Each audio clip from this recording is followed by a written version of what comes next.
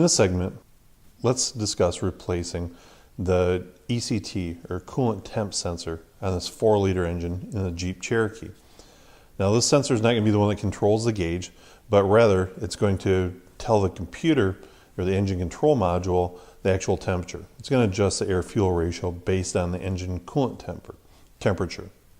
So it's relatively simple. It's located right up front here. I'm going to disconnect the electrical connector, set it off to the side.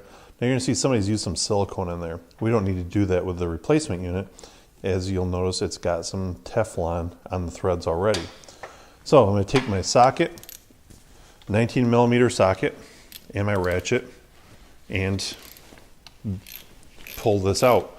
Now I want to make sure that the engine is cool and that there's not any pressure on the radiator hoses, or the system's not pressurized.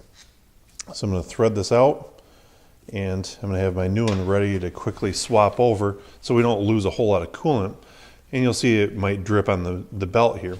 So very quickly I make the transition from the old one to the new one. Now I'll snug that down here. We don't need to crank this down too tight. We don't want it to be loose, but we want it to certainly seal in place.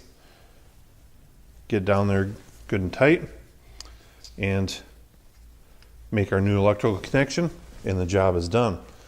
We do probably want to double check the coolant level. If we've lost a little bit of coolant here, make sure the system's topped off fine, but it's really a straightforward procedure, as you can see.